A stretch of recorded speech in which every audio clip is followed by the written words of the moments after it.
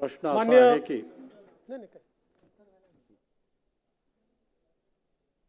माननीय अध्यक्ष महोदय,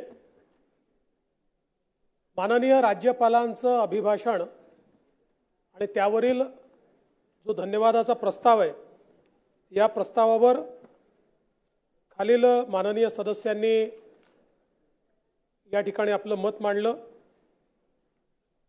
ॲडव्होकेट पराग अळवणी, श्री चेतन तुपे, श्री भास्कर जाधव, सुरेश धस, श्री तुकाराम काते, सर्वश्री किरणजी लामटे, रईसजी शेख, प्रवीणजी दटके, संजयजी गायकवाड, शेखरजी निकम, सुनीलजी प्रभू, अतुलजी भातकळकर, निलेशजी राणे, शरदजी सोनावणे, ॲडव्होकेट राहुल कुल, सर्वश्री प्राध्यापक रमेश बोरनारे, काशीनाथजी दाते, श्रीमती नमिताताई मुंदडा, सर्वश्री अमीन पटेल, दिलीपजी लांडे, राजकुमार बडोले, संदीपजी क्षीरसागर, सत्यजितजी देशमुख, सुहासजी बाबर, मोहम्मद मुफ्ती इस्माईल, सर्वश्री सचिन पाटील, कैलाशजी पाटील, स्नेहाताई दुबे, मंजुळाताई गावित, वरुणजी सरदेसाई, मनोजजी जामसुतकर, बबनरावजी लोणीकर, माऊली कटकेजी, सीमाताई हिरे, विजयजी वडेट्टीवार,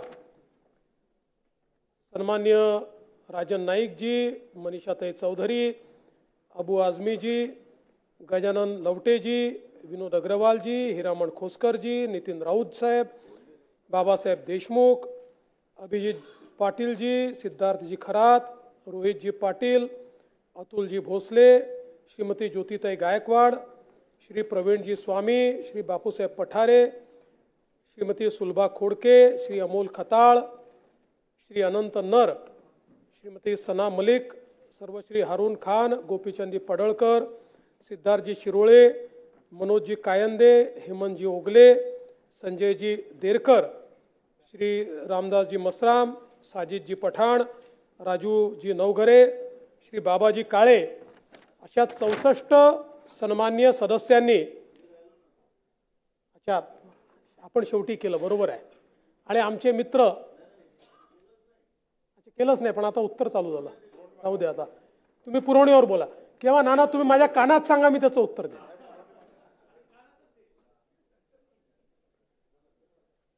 अध्यक्ष महोदय, खरं म्हणजे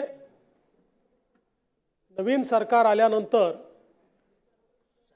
विधानसभेतलं हे माझं पहिलंच भाषण आहे आणि म्हणून मी सर्वप्रथम या विधानसभेच्या सर्व सदस्यांचं आणि महाराष्ट्रातल्या 14 कोटी जनतेचे आभार मानतो की महाराष्ट्राच्या 14 कोटी जनतेनं आमच्या महायुतीला घवघवीत यश दिलं आणि 237 आमदार या सत्ता पक्षाच्या बाजूने या ठिकाणी निवडून आले. आणि ही जी काही आमची महायुती आहे, या महायुतीमध्ये आमचे सहकारी आणि तत्कालीन राज्याचे मुख्यमंत्री माननीय एकनाथराव शिंदेजी असतील, राज्याचे उपमुख्यमंत्री, दादा काही लोक परमनंट उपमुख्यमंत्री म्हणतात, पण माझ्या तुम्हाला शुभेच्छा आहेत, तुम्ही जरूर एक दिवस मुख्यमंत्री व्हा, असे आमचे अजितदादा पवार आणि आमच्या सोबत जे वेगवेगळे घटक पक्ष आहेत, अशा सगळ्यांनी एकत्रितपणे जे सहकार्य दिलं, त्या सहकार्यामुळे आज हा एक प्रचंड विजय आम्हाला या ठिकाणी प्राप्त झाला. आमचे भारतीय जनता पक्षाचे अध्यक्ष चंद्रशेखर बावनकुळेजी असतील, यांनी पक्षाला अत्यंत चांगल्या प्रकारे नेतृत्व दिलं. आणि हे सगळं होत असताना खरं म्हणजे देशाचे प्रधानमंत्री माननीय नरेंद्र मोदीजी यांनी एक नारा दिला, एक है तो सेफ है. समाज एकसंघ राहिला तर आपण पुढे जाऊ शकू. हा जो काही नारा दिला, खऱ्या अर्थानं त्याला महाराष्ट्राने रिस्पॉन्ड केलाय, प्रतिसाद दिलाय आणि त्यातून एक मोठा विजय महाराष्ट्रामध्ये आमच्या महायुतीला या ठिकाणी प्राप्त झाला। खरं म्हणजे गेली 5 वर्ष ही या महाराष्ट्राकरता अत्यंत संक्रमणाची वर्ष होती आणि मला असं वाटतं की ज्या प्रकारचे आरोप प्रत्यारोप या ठिकाणी करण्यात आले ते महाराष्ट्राच्या संस्कृतीत इतक्या वर्षात आपल्यापैकी कोणी अनुभवले नव्हते। मला तर असं वाटतं की गेल्या 5 वर्षांमध्ये 2019 ते 2024 व्यक्तिगत मला, माझ्या कुटुंबाला ज्या प्रकारे टार्गेट करण्यात आलं हा तर कदाचित महाराष्ट्रातला एक रेकॉर्ड असेल की सकाळपासून संध्याकाळपर्यंत 5-5, 7-7 लोक केवळ एकाच व्यक्तीवर बोलतात, पण त्या सगळ्यांचे आभार मानतो। आज त्यांचे मनापासून आभार मानतो की त्यांनी जे वातावरण खराब केलं, त्यांनी जे सातत्याने मला टार्गेट केलं, त्यामुळेच महाराष्ट्राच्या जनतेमध्ये माझ्याबद्दल सहानुभूती तयार झाली। कारण 5 वर्षाचं माझं काम महाराष्ट्राच्या जनतेने बघितलं होतं। 5 वर्ष जाती धर्माचा विचार न करता सर्वजन हिताय सर्वजन सुखाय अशा प्रकारचं काम हे मी केलं होतं। आणि म्हणून मी नेहमी सांगतो, जात जेवढी राजकारण्यांच्या मनामध्ये आहे तेवढी जनतेच्या मनात नाही आहे। आणि या निवडणुकीने दाखवून दिलं, ज्यांनी ज्यांनी वेगवेगळ्या प्रकारचं पोलरायझेशन करण्याचा प्रयत्न केला ते सगळे पोलरायझेशन ध्वस्त झाले, समाज एकसंघ झाला आणि सगळ्यांनी महायुतीला मतदान केलं। जवळजवळ 50% मतं महाराष्ट्राच्या जुन्या इतिहासात आपण काढून बघा, विधानसभेच्या निवडणुकीत गेल्या 30 वर्षात तरी 50% मतं कोणाला मिळालेली नाहीत। ती 50% मतं या महायुतीला या ठिकाणी निश्चितपणे मिळाली। आणि मी त्याही वेळी सांगितलं होतं की मी आधुनिक अभिमन्यू आहे, मला चक्रव्यूह भेदता येतो। माझ्या चारीकडे चक्रव्यूह तयार करण्याचा प्रयत्न झाला, पण तो चक्रव्यूह भेदून त्या ठिकाणी आज या जागेवर मी उभा आहे। आणि अर्थातच याचं श्रेय माझं नाही, याचं श्रेय माझ्या पक्षाचं आहे आणि माझ्यासोबत काम करणारे आमचे जे सहकारी आहेत, शिवसेना असेल, राष्ट्रवादी काँग्रेस असेल, आमचे जे सगळे मित्रपक्ष असतील, त्यांचं श्रेय आहे, महाराष्ट्राच्या जनतेचं हे श्रेय आहे। आणि म्हणून मी एवढंच म्हणेन की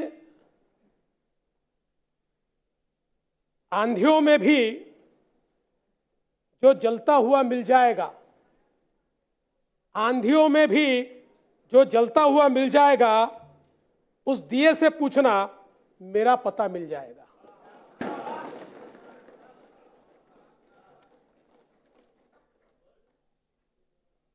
आज या निमित्ताने या सभागृहाला आश्वस्त करू इच्छितो, कोणतीही शंका मनात ठेवू नका। जी जी आश्वासनं आम्ही दिलेली आहेत, ज्या ज्या योजना आम्ही सुरू केलेल्या आहेत, एकही योजना आम्ही बंद होऊ देणार नाही। ज्या लाडक्या बहिणींनी महायुतीवर प्रेम दाखवलं, हे अधिवेशन संपल्याबरोबर डिसेंबर महिन्याचा हप्ता त्यांच्या खात्यामध्ये आम्ही टाकतो। आणि काहीच बदल नाही। नाना, मी या ठिकाणी स्पष्ट करू इच्छितो, कुठलेही नवीन निकष नाहीत, आता तर सगळ्यांनाच टाकतो। पण ॲपरंटली असं लक्षात येत आहे की काहींनी 4-4 खाती उघडलेली आहेत, तर जसं समाजामध्ये चांगल्या प्रवृत्ती असतात त्याच्या काही वाईट प्रवृत्ती असतात. एखादी योजना जर चुकीच्या पद्धतीने कोणी वापरत असेल तर जनतेचा पैसा आहे, तुमची आमची सगळ्यांची जबाबदारी आहे की तो योग्य प्रकारे गेला पाहिजे. आता मागच्या काळात आम्हाला लक्षात आलं माणसानीच 9 खाती काढली. आता त्याला लाडकी बहीण म्हणायचं कसं? पण लाडका भाऊही म्हणू शकत नाही, कारण बहिणींच्या पैशावर डल्ला मारतो तो लाडका भाऊ कसा? त्यामुळे असे जे आहेत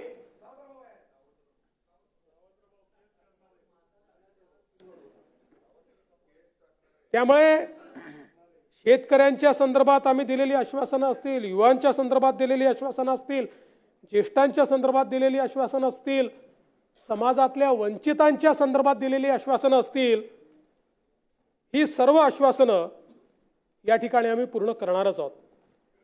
आमचे मित्र भास्करराव या ठिकाणी नाही, पण माझे सरकार याच्यावरच त्यांना परवा आक्षेप होता. आता तसे फार हुशार आहेत ते, इतके वर्ष त्यांनी राज्यपालांचं भाषण देखील ऐकलेलं आहे. कदाचित शाळेत असताना नागरिक शास्त्राला दांडी मारत असतील ते,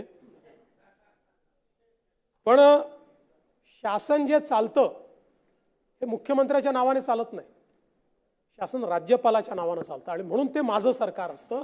म्हणून राज्यपालांनी माझं सरकार म्हटलेलं आहे. तथापि माझे मित्र भास्करराव नसल्यामुळे मी त्याच्यावर जास्त या ठिकाणी बोलणार नाही. खरं म्हणजे हे जे अभूतपूर्व अशा प्रकारचं मॅन्डेट आम्हाला मिळालं, नानाभाऊ त्याच्यावर देखील किती बोटं उचलण्याचं काम झालं. काय काय तुम्ही त्या ठिकाणी तर्क लढवले. तुम्ही नानाभाऊ वकीलच व्हायला पाहिजे होते.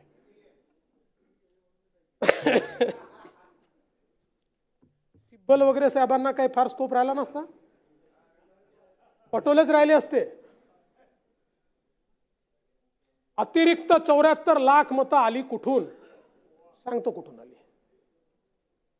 नाही सांगतो निवडणूक काय, निवडणूक आयोगाने 10 सांगितलं, तुमच्या कानातच जात नाही. आणि तुमच्या कानात गेलं नाही तरी चालतं. तुमच्या फेक नरेटिव्ह फॅक्टरीला उद्ध्वस्त करण्याचं काम जे आम्ही लोकसभेनंतर केलं, पुन्हा तुम्ही नव्याने फेक नरेटिव्ह फॅक्टरी सुरू केलेली आहे, ती आता उद्ध्वस्त करण्याकरता मी उभा आहे. एकूण विधानसभा निवडणुकीमध्ये मतदार होते 9,70,25,119. यापैकी मतदान झालं 6,10,40,48,195 म्हणजे 66.5%. सकाळी 7 ते 9 मध्ये 6.61% म्हणजे 64,13,360. सकाळी 9 ते 11 मध्ये 11.53% म्हणजे किती? 1,11,86,996. सकाळी 11 ते दुपारी 1 मध्ये किती झालं? 14% म्हणजे 1,36,22,327. दुपारी 1 ते 3 मध्ये किती झालं? 13.35% म्हणजे 1,51,52,853. दुपारी 3 ते 5 मध्ये किती झालं? 12.69% म्हणजे 1,23,12,488. सायंकाळी 5 ते 6 या वेळामध्ये 6 वाजेपूर्वी जेवढे लोक आतमध्ये येतात त्यांना सगळ्यांना आपण आत घेतो. आपल्याला कल्पना आहे अनेक ठिकाणी रात्री 8 वाजेपर्यंत त्या ठिकाणी पोलिंग चालतं. आता आपण जर बघितलं तर या वेळेमध्ये किती लोकांनी मतदान केलंय? 75,97,067 लोकांनी. महाराष्ट्रात बूथ किती आहे? 1 लाख बूथ आहेत. म्हणजे ॲव्हरेज एका बूथवर किती लोकांनी मतदान केलंय? 75 लोकांनी मतदान केलेलं आहे. आणि आपण जर बघितलं तरी एकूण वाढ किती आहे? म्हणजे आपण जर 5 वाजेपर्यंतची आकडेवारी इलेक्शन कमिशन जाहीर करतं, त्याच्यानंतरची आकडेवारी ही दुसऱ्या दिवशी जाहीर होते. आणि हे आज नाही आहे, आजपर्यंतच्या प्रत्येक निवडणुकीत हे झालेलं आहे. त्यामुळे 5 वाजेपर्यंत 58.22% होतं. अंतिम आकडेवारी आली 66 म्हणजे 7.83% हे मतदान या कालावधीमध्ये वाढलेलं आपल्याला पाहायला मिळत आहे. आणि आपण जर बघितलं सरासरी प्रत्येक तासाला किती टक्केवारी आहे? ती आहे 5.83%. प्रत्येक तासाला 5.83%. सरासरी ताशी मतदान जवळपास 60 लाखाचं आहे. प्रति मिनिट मतदान हे जवळपास 98,000 97,103 एवढं मतदान प्रति ताशी झाले, प्रति मिनिट झालेलं आहे. याचाच अर्थ एकूण जर आपण विचार केला तर याला पर्सेंटेजमध्ये जरी आपण विभागलं तरी देखील 6 वाजेनंतरचं मतदान किती असा आपण त्याचा एक हिशोब लावू सरासरीचा, तर ते केवळ या ठिकाणी 17 लाख आहे. 17 लाख. त्यामुळे आपण जर 5 ते 6 या वेळातलं मतदानच गृहीत धरलं नाही आणि रोज प्रश्न विचारला 75 लाख आले कुठून, 75 लाख आले कुठून, कुठूनच आले नाही. जनतेने जाऊन महायुतीला मतदान केलं आणि आम्हाला निवडून आणलं. त्यामुळे अशा प्रकारचा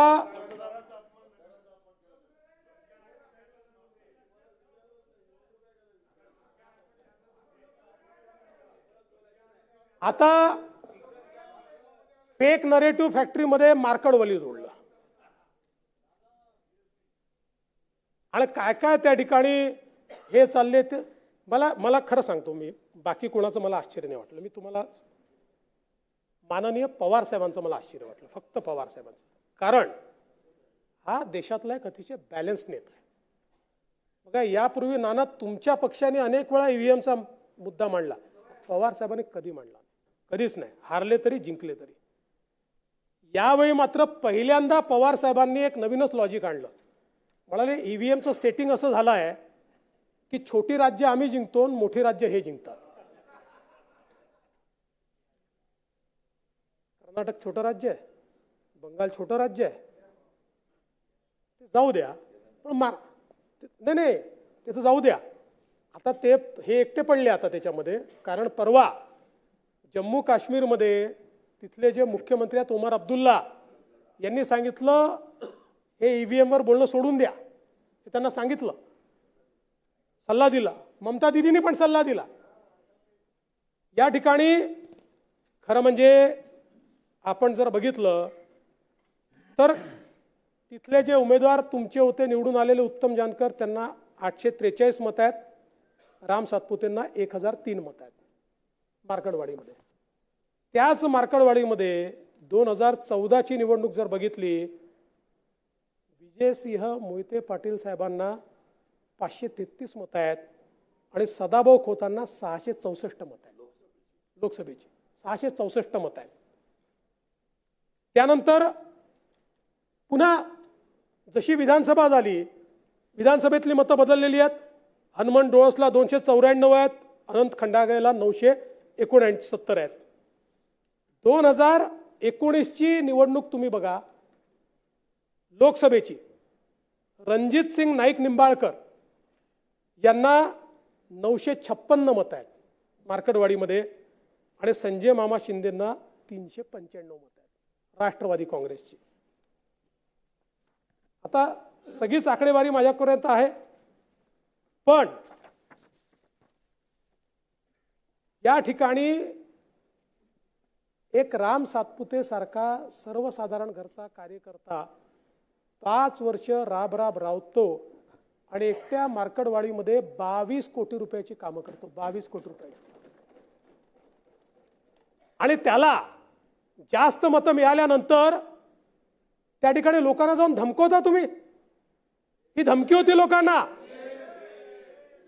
त्याची ऑडिओ रेकॉर्डिंग आहेत की आपल्याला इथे वोटिंग घ्यायचं बॅलेटचं आणि बॅलेटच्या वोटिंगमध्ये मत कोणाला मिळालं पाहिजे तर राष्ट्रवादी काँग्रेस शरद पवार पार्टीला. ही कोणची पद्धत आहे? ही कोणची लोकशाही आहे की लोकशाहीमध्ये अशा प्रकारे लोकांना धमकवायचं? म्हणजे एखाद्या गावामध्ये मला मतं मिळाले नाही की त्या ठिकाणी जाऊन दादागिरी करायची. दादागिरी खपवून नाही घेतली जाणार लोकशाहीमध्ये. खरं म्हणजे ईव्हीएमच्या संदर्भात या ठिकाणी शंका घेतल्या. पहिल्यांदा तर हे लक्षात ठेवा, या देशामध्ये 2012 पर्यंतच ईव्हीएम होतं. 2012 नंतर ईव्हीएम नाही आहे. 2012 नंतर व्हीव्हीपॅट आहे. आणि ईव्हीएम आणि व्हीव्हीपॅट मधला महत्वाचा फरक काय आहे? व्हीव्हीपॅट म्हणजे बॅलेट पेपरवरचं मतदान आहे. आपण प्रत्येक जण मतदानाला जातो, आपण बटन दाबतो, ती बटन दाबल्यानंतर कोणाला मत मिळालेलं आहे त्याचा चिन्ह आपल्याला दिसतं, ते चिन्ह खाली जातं, ते बॅलेट बॉक्समध्ये जातं. पहिल्यांदा तर आपल्याला ते घेऊन बॅलेट बॉक्समध्ये टाकावं लागायचं, ते ऑटोमॅटिक झालं, ते बॅलेट बॉक्समध्ये जातं आणि ईव्हीएमच्या गिनतीनंतर रॅन्डमली व्हीव्हीपॅटची पण गिनती केली जाते आणि हे दोन जुळलं तरच निकाल जाहीर केला जातो.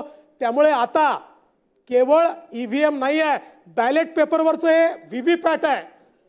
व्हीव्हीपॅटवर आपण त्या ठिकाणी निवडणूक करतोय. त्यामुळे जे ईव्हीएम चाललेलं आहे ना, ईव्हीएमचा अर्थ एवढाच आहे, एव्हरी वोट फॉर महाराष्ट्र, जे महाराष्ट्राने आम्हाला या ठिकाणी दिलेलं आहे. आणि या फेक नरेटिव्ह फॅक्टरीमध्ये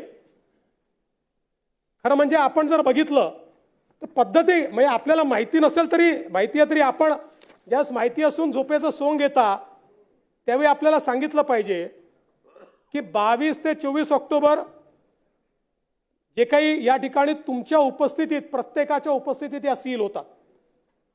त्यानंतर 9 नोव्हेंबरला त्याची एक प्रक्रिया असते जिथे सर्व राजकीय प्रतिनिधी उपस्थित होते. 10 ते 11 नोव्हेंबरला कमिशनिंगची प्रक्रिया सुरू झाली, तिथे सगळे राजकीय नेते किंवा कार्यकर्ते आपले उपस्थित होते. 11 तारखेला सुरक्षा कक्ष उघडला, तिथे सगळ्यांना उपस्थित राहण्याची मान्यता होती. आणि मतदानाच्या प्रक्रियेच्या दरम्यान 17C भाग 2 ची प्रत प्रत्येक बूथ एजंटकडे उपलब्ध असते, प्रत्येक बूथ एजंटकडे, प्रत्येकाकडे. पण ही एक नवीन पद्धत झाली आहे की निकाल आपल्या बाजूने लागला तर जनतेचा कौल, निकाल आपल्या बाजूने लागला तर लोकशाहीचा विजय, आणि निकाल विरोधात गेला की ईव्हीएम, इलेक्शन कमिशन, लोकशाहीचा खून. खरं म्हणजे जे संविधान घेऊन आपण फिरतो ना, एक प्रकारे या संविधानावर दाखवलेला अविश्वास आहे. या संविधानाने या ठिकाणी ज्या इन्स्टिट्यूशन्स तयार केलेल्या आहेत त्या संस्थांवर अविश्वास तयार करणं. आपण राजद्रोह नेहमी म्हणतो, राजद्रोहाचा अर्थ काय आहे? सुप्रीम कोर्टाने राजद्रोहाचा अर्थ काय दिलेला आहे? राजद्रोहाचा अर्थ असा आहे की भारताच्या संविधानाने ज्या संस्था तयार केलेल्या आहेत त्या संस्थांच्या विरुद्ध जनमत तयार करणं, त्या संस्था चुकीच्या आहेत असं त्या ठिकाणी सांगणं, हा राजद्रोह सांगितलेला आहे. आणि आज आपण रोज अशा प्रकारचं काम या ठिकाणी करतो आणि त्याच्या विरुद्ध खऱ्या अर्थानं जे काही आपण करतो ते योग्य नाहीये. अजून मुद्दा मी सविस्तर सांगतोय. एक अजून आरोप लावला, म्हणाले समान मतं मिळाली. आता 7-8 हजार उमेदवार आहेत, त्यातल्या काही उमेदवाराला समान मतं मिळतात. ही पहिल्यांदा मिळाली का? 2014 मध्ये आपण जर बघितलं तर 59 मतं घेणारे कोथरूडमध्ये प्रसाद साळुंके होते, घाटकोपरला दिनेश शेलार होते, मलबार हिलला सलीम पठाण होते. 84 मतं घेणारे 4 उमेदवार होते, 105 मतं घेणारे 8 उमेदवार होते, 120 मतं घेणारे 8 उमेदवार होते, 208 मतं घेणारे 6 उमेदवार होते, 433 मतं घेणारे 6 उमेदवार होते, 462 मतं घेणारे 8 उमेदवार होते, 1219 मतं घेणारे 3 उमेदवार होते. पण तुम्ही सांगितलं नाही सारखे मतं कसे मिळू शकतात? मग म्हणाले एक सिरीज कशी? म्हणून मग मी पुन्हा 2014ची मतं आणली. या ठिकाणी 11,000 या सिरीजमध्ये पिंपरीचे कांबळे होते, संभाजीनगरचे जगताप होते, सावनेरचे डोंगरे होते, नवापूरचे वळवी होते, इगतपुरीचे खाडे होते, भंडाऱ्याचे फुलेकर होते, भिवंडीचे अन्सारी होते, श्रीवर्धनचे कोनबाग होते, तिवसाचे लवाळे होते, परभणीचे प्रताप देशमुख होते. 23,000 सिरीजमध्ये 17 होते, 24,000 सिरीजमध्ये 20 होते, 44,000 सिरीजमध्ये 19 होते. त्यामुळे मला असं वाटतं की आपल्या मनाचं समाधान करून घेण्याकरता खरं म्हणजे हे जे काही आपण सांगतो, अगदी 254 मतं एक्झॅक्ट घेणारे देखील 6 उमेदवार होते. खरं तर आपण एक अजून शोध लावला. म्हणाले काही ठिकाणी जे ईव्हीएम मध्ये जिंकलेत ते पोस्टल मध्ये कसे हारले आणि पोस्टल मध्ये जिंकलेत ते ईव्हीएम मध्ये कसे हारले. आता हे नेहमीच होतं नानाभाऊ, आपल्याला तर माहिती आहे. मी नानाभाऊ तुमचं नाव या करता येतं, तुम्ही समोर बसले, जे बोलले त्यांना हे उत्तर आहे. आता आपण बघा 2019 साली आपले शहाजी बापू त्यांना ईव्हीएम मध्ये त्यांना पोस्टलमध्ये 701 मतं होती, अनिकेत देशमुख यांना 1008 मतं होती, पण शहाजी बापू जिंकले. आपण जर बघितलं तर हरीश पिंपळेंना 287 मतं होती, राठींना 306 मतं होती. हरीश पिंपळे 1910 मतांनी जिंकले. मनोहर चंद्रिकापुरेंना 488 मतं होती, राजकुमार बडोलेंना 576 मतं होती, पण मनोहर चंद्रिकापुरे जिंकले आपल्या गोंदिया जिल्ह्यातले. रईस शेख यांना 6 मते होती, रुपेश म्हात्रेंना 956 मतं होती, रईस शेख 956 मतांनी जिंकले. आणि आपण जर बघितलं तर अशाच प्रकारे आता माननीय नाना पटोले साहेब, रोहित पवार साहेब, साजिद पठाण साहेब, मंदाताई म्हात्रे, संजय गायकवाड असेच जिंकले. त्याच्यामुळे हे काही पहिल्यांदा होतं असं नाही आहे. तेच झालं नांदेडमध्ये, सेम, काही वेगळं नाही झालं. आणि ईव्हीएमच्या संदर्भात तुम्हाला थोडी हिस्ट्री पण मला सांगितली पाहिजे, कारण इतकं ईव्हीएम चाललंय. 6 ऑगस्ट 1980 रोजी ईव्हीएमचं पहिलं सादरीकरण झालं. 19 मे 1982 रोजी निवडणुकीमध्ये ईव्हीएमचा पहिल्यांदा वापर झाला. कधी? 82ला. 98ला 16 विधानसभांमध्ये त्याचा वापर झाला. 99ला 46 लोकसभा मतदारसंघामध्ये त्याचा वापर झाला. 2004ला पहिल्यांदा देशातल्या सगळ्या लोकसभांमध्ये त्याचा वापर झाला. आणि पहिल्यांदा ईव्हीएमचा वापर झाल्यानंतर सरकार कोणाचं आलं? मनमोहन सिंगांचं. अटलजींचं सरकार गेलं आणि मनमोहन सिंग साहेबांचं सरकार आलं. आणि मग पुन्हा 2009 मध्ये देखील त्या ठिकाणी त्या ईव्हीएमचा वापर झाला. पुन्हा मनमोहन सिंगांचं सरकार आलं. आणि 2014 मध्ये मोदीजींचं सरकार आल्याबरोबर ईव्हीएम वाईट. आता एक अजून नरेटिव्ह ईव्हीएमच्या विरुद्ध सर्वोच्च न्यायालयाने, आता हे पुन्हा बघा, आपल्या बाजूने सर्वोच्च न्यायालय आलं तर उत्तम, आणि विरोधात आलं की सर्वोच्च न्यायालयावर देखील अलीकडच्या काळामध्ये आपण बोलायला लागलो. असं आहे, किती पिटिशन निघाली आहेत माहिती ईव्हीएमच्या विरुद्ध? 2001 AIADMKची, 2004 मायकल फर्नांडिस याच्या विरुद्धची, 2009 CP जोशी, 2010, 2012, 13, मी सगळं सांगा, 14, 17, 18, 18ला 3, 19ला 3, 20ला 1, 22ला 1, 22ला 2, आणि याच्यामध्ये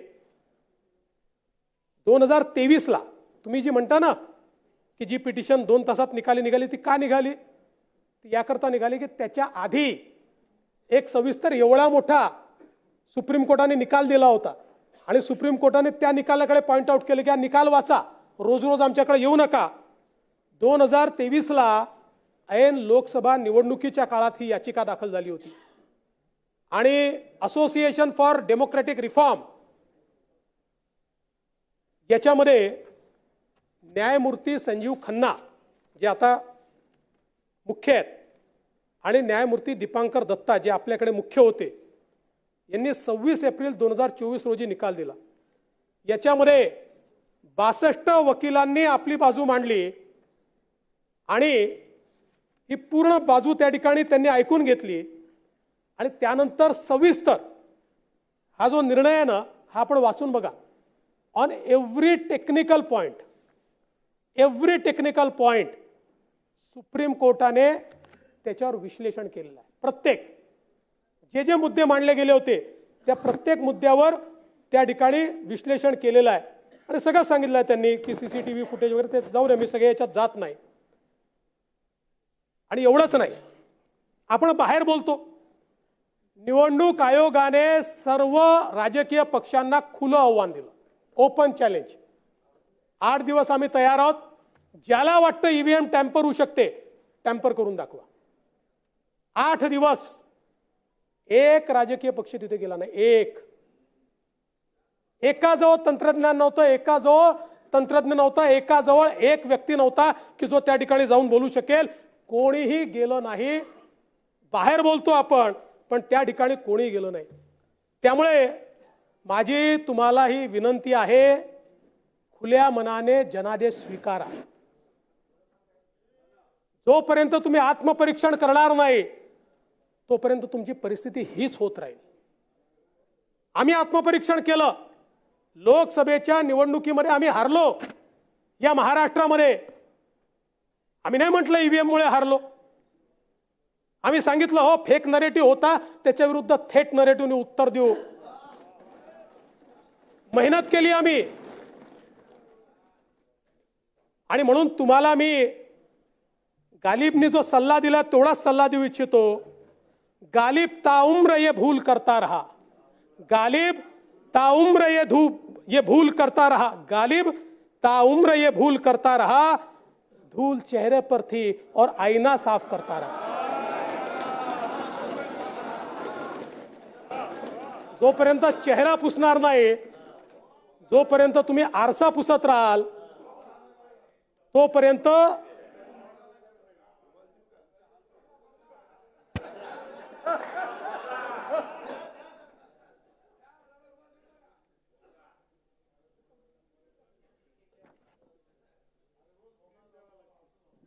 बरं. याच्यात ईव्हीएम हटाव रॅली केली. आवाडसाहेब बहुतेक तुम्ही होतात त्याच्यामध्ये. मला एकच माझी तक्रार एकच आहे, किती रॅल्या करा तो काही प्रॉब्लेम नाही आहे तुम्ही. पण या रॅलीत प्रमुख वक्ते कोण होते? या रॅलीतला प्रमुख वक्ता होता ॲडव्होकेट महमूद प्राचा. कोण आहे? ॲडव्होकेट महमूद प्राचा हा 2010च्या जर्मन बेकरी प्रकरणात मिर्झा हिमायत बेगचा वकील, इस्रायल एवढंच नाही, हा इस्रायल दूतावास हल्ल्यातील आरोप लागलेल्या मोहम्मद मंसूर अजगर पीरभाई याचा वकील आणि दिल्ली बॉम्बस्फोटातील आरोपीचा वकील आणि जो नॉन इंडियन मुजाहिदीनशी संबंधित आहे असं या ठिकाणी कोर्टामध्ये गेलेला आहे.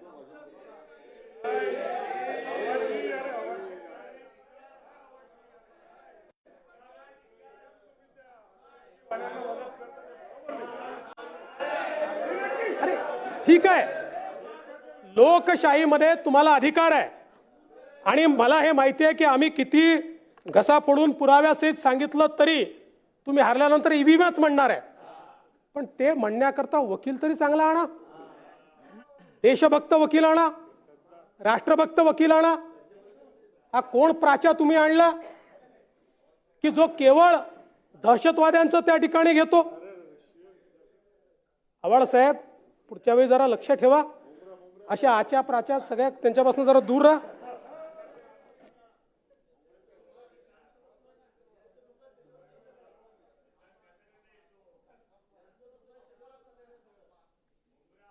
अध्यक्ष महोदय, निवडणूक जिंकण्याकरता काय काय यांनी नाही केलं? पहिल्यांदा आम्ही महाराष्ट्रामध्ये बघितलं की कोणीतरी येतात आणि वोट जिहादचा नारा देतात आणि 17 मागण्या तुम्हाला देतात आणि तुमचं तोंडच उघडत नाही. पर ते जाऊ द्या. याच्यातलं खरं षडयंत्र नानाभाऊ तुम्हाला सांगतो, माझा विश्वास आहे तुमच्यावर अविश्वास नाही माझा. तुम्ही कुठेतरी भटकलेले आहात. तुम्हाला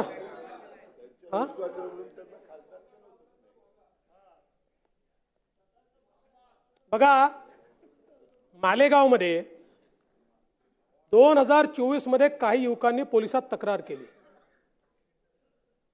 की 114 कोटी रुपयाची बेनामी रोख रक्कम या ठिकाणी खात्यांमध्ये आलेली आहे. एक आरोपी सिराज मोहम्मद आहे. 14 लोकांचं पॅन कार्ड, आधार कार्ड वापरून 14 बँक खाती ही नाशिक मर्चंट सहकारी बँकेत मालेगावमध्ये त्यांनी उघडली.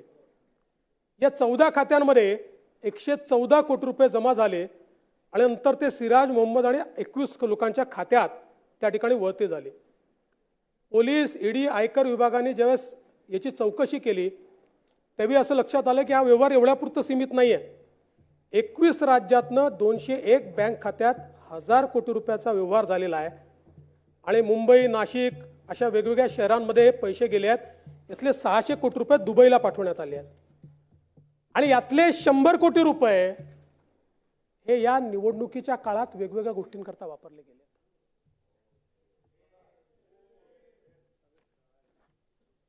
या ठिकाणी खरं म्हणजे आता तर याला एक प्रकारे एटीएसच्या माध्यमातनं हे दहशतवादी फंडिंग आहे असं समजून ते एटीएसकडे हा तपास गेलेला आहे. पण निवडणुका जिंकण्याकरता आपण कुठल्या स्तराला चाललो आहोत आणि एवढंच नाही आहे. या देशाच्या निवडणुकांमध्ये जो परकीय हस्तक्षेप सुरू झालेला आहे याचेही पुरावे आता देशाच्या संसदेत आलेले आहेत. आपण सगळे एकमेकाच्या विचारांचे विरोधक आहोत आणि तुमच्या देशभक्तीवर माझी शंका नाही आहे. पण दुर्दैवाने आमचे विरोधक आपला खांदा कोणाला तरी बंदूक ठेवायला देत आहेत याचं मला दुःख आहे.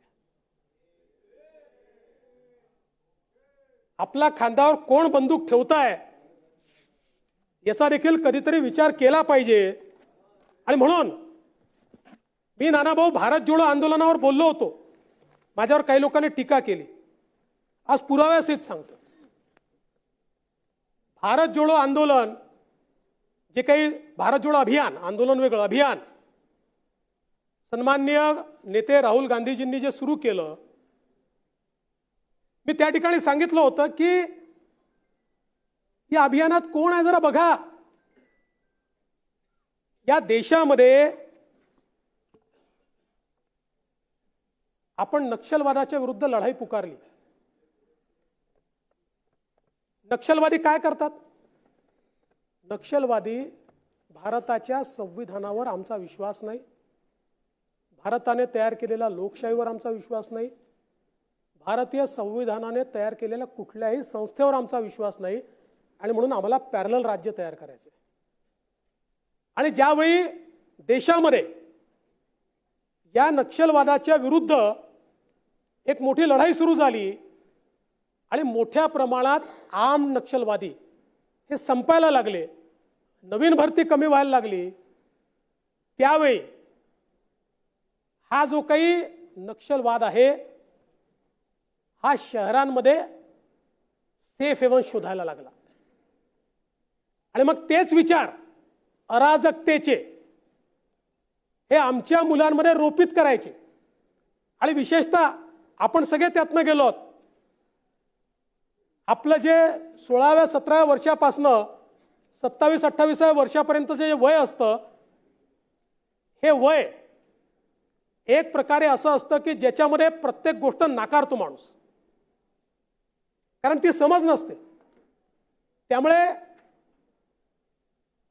कुठल्याही गोष्टीत रिव्होल्यूशन, एक क्रांती झाली पाहिजे अशा प्रकारची मानसिकता या वयातल्या प्रत्येकाची असते. त्याचे क्रांतीचे मार्ग वेगळे असतात.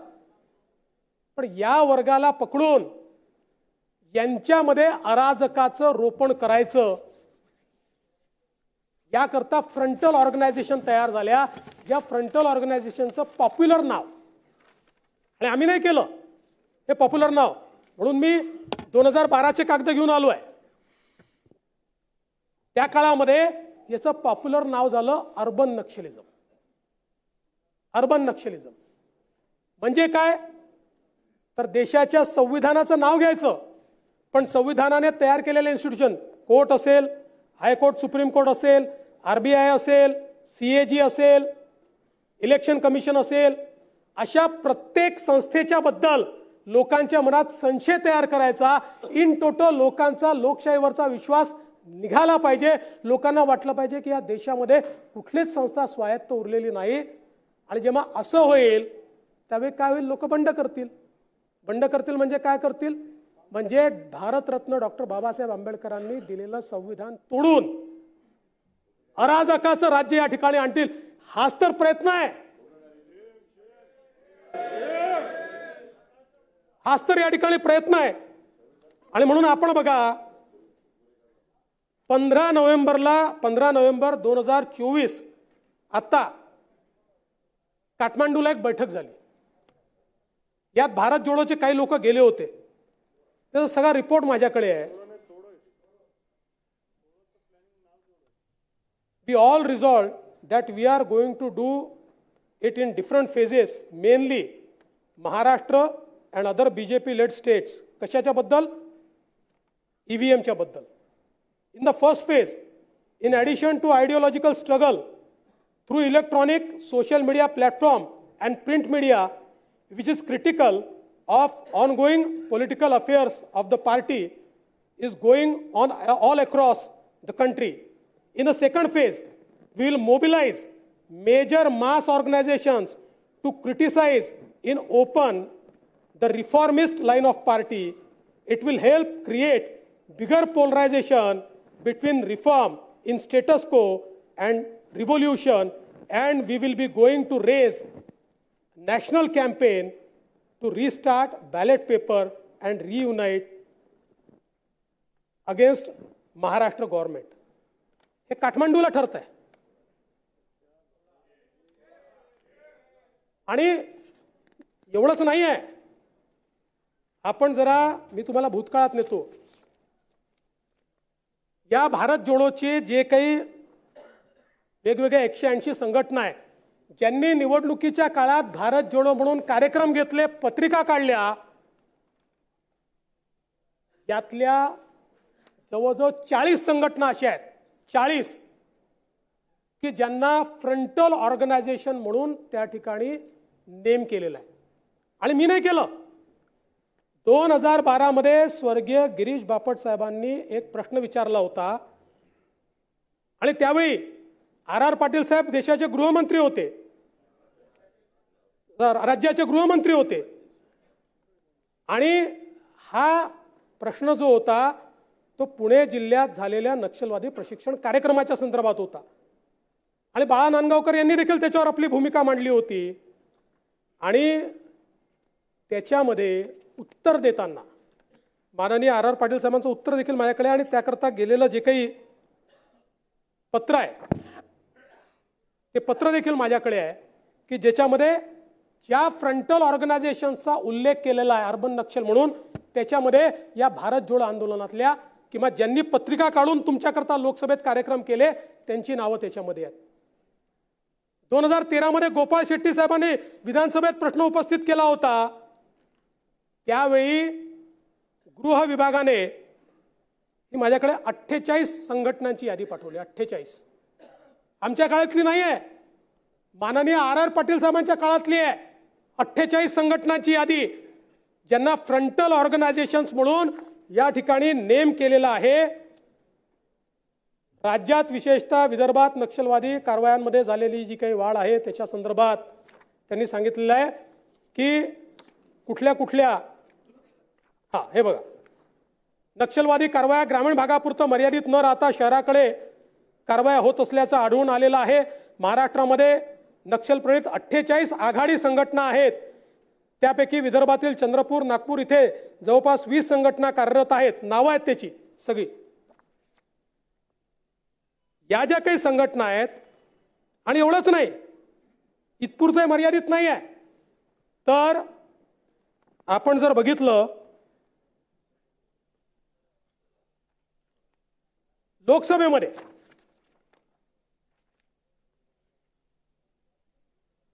लोकसभेमध्ये 18 फेब्रुवारी 2014 म्हणजे कोणाचं सरकार होतं? मनमोहन सिंग साहेबांचं सरकार होतं. एटी नाना त्यावेळेसचे खासदार होते. त्यांनी प्रश्न विचारला होता. त्यावेळी त्यांनी लोकसभेमध्ये केंद्राच्या सरकारने 72 फ्रंटल संघटनांची नावं घोषित केली आहे. त्यातल्या 7 महाराष्ट्रातल्या आहेत ज्या तुमच्या भारत जोडोच्या यादीत आहेत.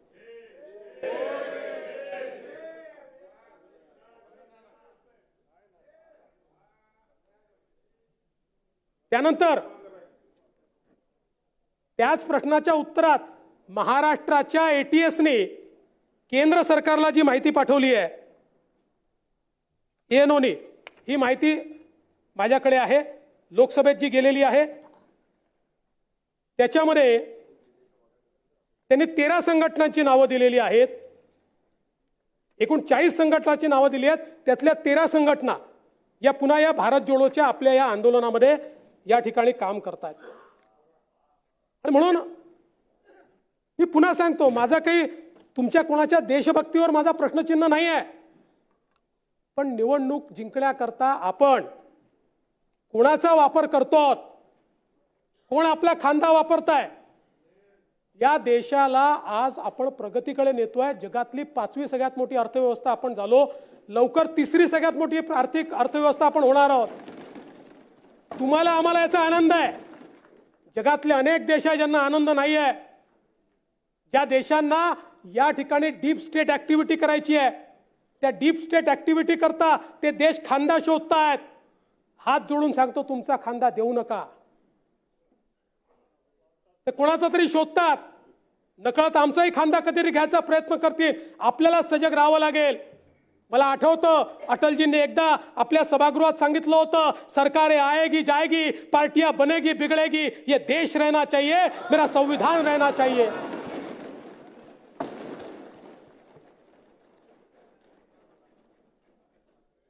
आणि म्हणून अध्यक्ष महोदय,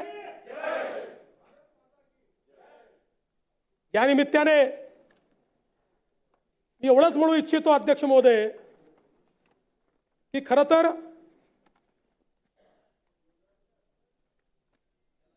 या ठिकाणी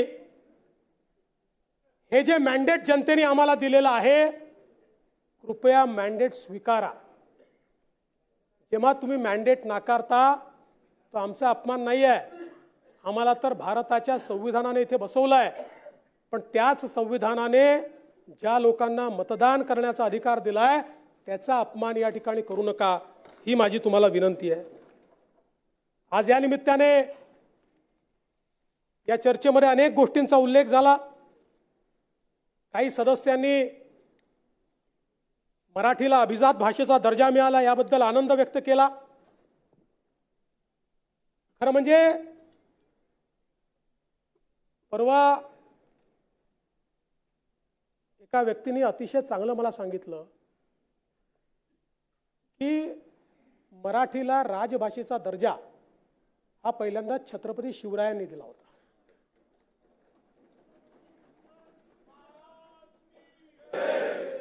आणि त्यानंतर इतक्या वर्षानंतर भारताचं संविधान निर्माण झालं आणि त्या संविधानानुरूप मराठीला अभिजात भाषेचा दर्जा मोदी सरकारने दिला. आम्ही छत्रपतींच्या विचारांचे वारसदार आहोत. आणि काही लोकांनी हे देखील म्हटलं की ठीक आहे, अभिजात भाषेचा दर्जा मिळाला, पण मग नेमकं काय होणार आहे.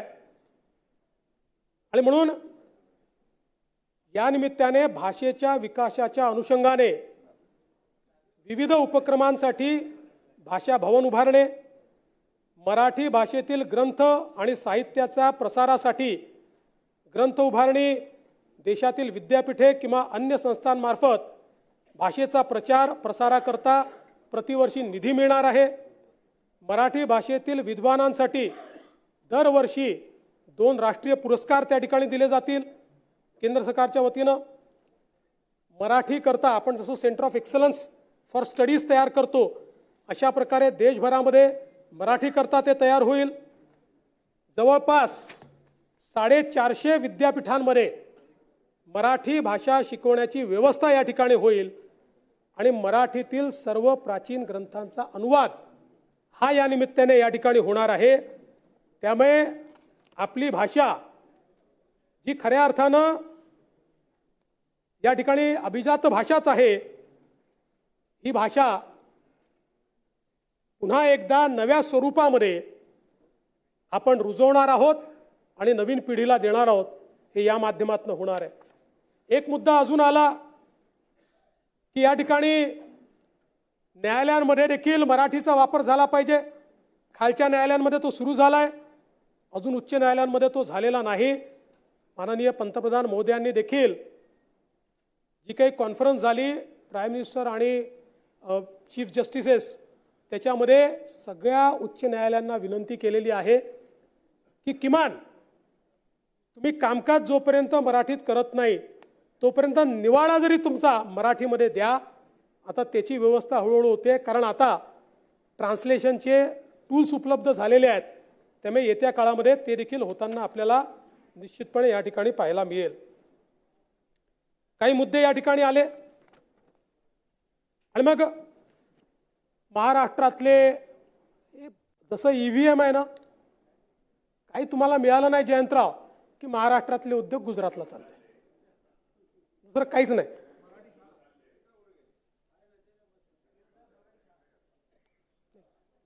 मराठी शाळा आपल्याला चालवायच्याच आहेत. सुनील प्रभू, तुम्ही महापौर होतात, आपल्याला BMCच्या पण मराठी शाळा चालवायच्या आहेत आणि देशातल्या चालवायच्या आहेत, काय काळजी करू नका.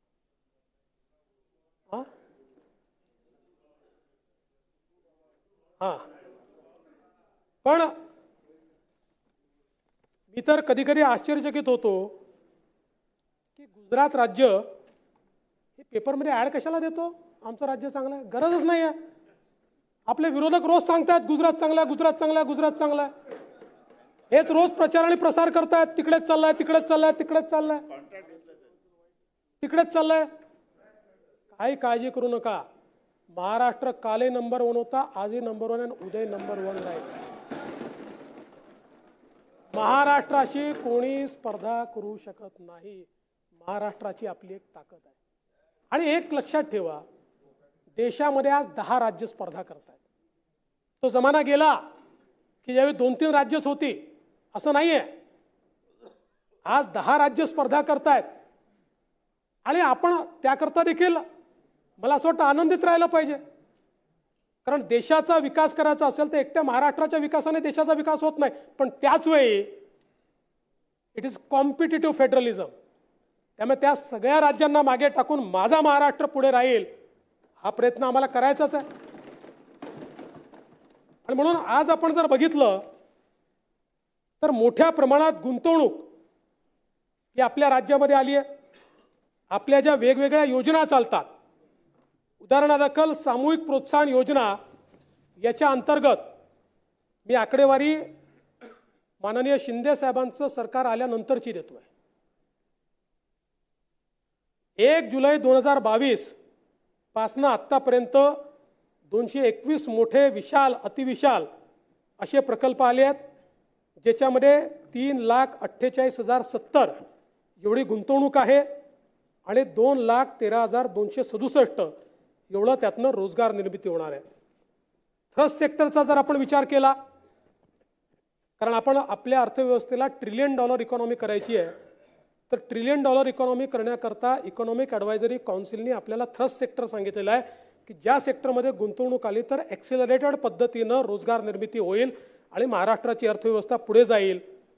या थ्रस्ट सेक्टरमध्ये आपण धोरण जाहीर केल्यापासून, म्हणजे आपण त्याचं धोरण हे 22/2/2024 जाहीर केलं. ते जाहीर केल्यापासून 10 मोठ्या प्रकल्पांना आपण मंजुरी दिली, ज्याच्यातली गुंतवणूक आहे 2,39,117 कोटी रुपये आणि 79,720 एवढी त्याच्यामध्ये निर्मिती होणार आहे रोजगाराची. आपण जर बघितलं तर या काळामध्ये महाराष्ट्राच्या सगळ्या भागामध्ये या ठिकाणी गुंतवणूक येते आहे. उदाहरणादाखल विदर्भाचा विचार केला तर 47 प्रकल्प, मोठे प्रकल्प या ठिकाणी आले आहेत, ज्यामध्ये 1,23,931 एवढी गुंतवणूक आहे, 61,000चा रोजगार आहे. मराठवाड्यामध्ये 38 प्रकल्प या ठिकाणी आलेले आहेत, 74,646 कोटी रुपयाची गुंतवणूक आहे, 41,325 एवढा रोजगार आहे. आणि उर्वरित महाराष्ट्रामध्ये 136 प्रकल्प आलेले आहेत, ज्यामध्ये 1,49,493 कोटीची गुंतवणूक आहे, 1,10,588 एवढं त्यातनं रोजगार तयार होणार आहे. आणि मला पुन्हा हे सांगताना आनंद वाटतो की FDI मध्ये वी आर नंबर 1. थेट परकीय गुंतवणुकीत आम्ही पहिल्या क्रमांकावर आहोत. 2015 ते 2019 आम्ही पहिल्या क्रमांकावर होतो। मध्ये 2 वर्ष महाविकास आघाडीच्या काळामध्ये 1 वर्ष कर्नाटक नंबर 1 वर गेला, दुसऱ्या वर्षी गुजरात नंबर 1 वर गेला, पुन्हा आपलं सरकार आलं, पुन्हा महाराष्ट्रच नंबर 1 वर आलेला आहे। आणि क्युम्युलेटिव्हली देशाची 31% गुंतवणूक आपल्याकडे आहे। पण आपण जर विचार केला तर पहिल्या क्वार्टरमध्ये देशात आलेल्या गुंतवणुकीच्या 52% गुंतवणूक एकट्या महाराष्ट्रात आली आहे। 2 क्वार्टरचा विचार केला म्हणजे मागच्या वर्षी आपण नंबर 1 होतो, मागच्या वर्षी जेवढी गुंतवणूक आली होती त्याची 90% गुंतवणूक ही पहिल्या 2 क्वार्टरमध्येच आलेली आहे। त्यामुळे सगळा रेकॉर्ड आपण तोडणार आहोत। त्यामुळे थेट परकीय गुंतवणुकीत देखील महाराष्ट्र पुढे आहे। ईज ऑफ डुईंग बिझनेस असेल, वेगवेगळ्या प्रकारच्या गोष्टी आपण ज्या करतो, त्याच्यामुळे माझी आमच्या विरोधी पक्षाच्या नेत्यांनाही विनंती आहे की आमच्यावर टीका जरूर करा, तुम्ही केलीच पाहिजे, तो तुमचा अधिकारही आहे आणि तो तुमचा आमच्यावर अंकुशही आहे। पण आपलं राज्य जेव्हा पुढे जात आहे त्यावेळी गुजरात पुढे चालला, गुजरात पुढे चालला, गुजरात पुढे चालला। आता तुम्ही सांगा की या 2 क्षेत्रात गुजरात गेलाय, आपल्याला तिथे गेलं पाहिजे, पण सोबत हे देखील म्हणा की आम्ही एफडीआयत नंबर 1 आहोत, आम्ही गुंतवणुकीत नंबर 1 आहोत, हे देखील म्हटलं पाहिजे। आज आपण पाहू शकतो टोयोटा, आपण हे तिकडून तिकडे गेलं, कर्नाटक सोडून आपल्याकडे आलं। कर्नाटकात त्यांची फॅक्टरी होती टोयोटाची। तो नाही, this is not expansion, no, it is purely new plant. तो असेल जीएस, मी तुम्हाला आणि मला आनंद या गोष्टीचा आदित्यजी की एक काळ असा होता की आपलं इंडस्ट्रियल मॅग्नेट MMR रिजन आणि पुण्याच्या पलीकडे जात नव्हतं। आज ती स्थिती नाही आहे। जेव्हापासून DMIC तयार झालं, our new industrial magnet is Sambhajinagar आणि जालना, ते आपलं नवीन इंडस्ट्रियल मॅग्नेट झालंय। आज आमच्या धुळ्यामध्ये नरडाणा MIDC, मी आज सांगतो तुम्हाला, आता next industrial magnet is Nardana. आज आमचं गडचिरोली, आता आपल्याकडे येत्या काळामध्ये शिंदेसाहेब जवळपास लाख कोटी रुपयाची गुंतवणूक होईल गडचिरोलीमध्ये। त्यामुळे आता महाराष्ट्रातला स्प्रेड एका ठिकाणी राहिलेला नाही आहे। महाराष्ट्रामध्ये सर्व भागांमध्ये मोठ्या प्रमाणात गुंतवणूक येते आहे। अपेक्षा एवढीच आहे आणि सगळ्या राजकीय नेत्यांकडनं अपेक्षा आहे, कारण जी घटना मसाजोगमध्ये घडली त्याचं मी उत्तर नंतर देणार आहे। पण अशा प्रकारे जर आमच्याकडे गुंतवणूकदारांना त्रास देणे, खंडणी वसूल करणे, अशा प्रकारचे प्रकार झाले तर इंडस्ट्री येणार नाही।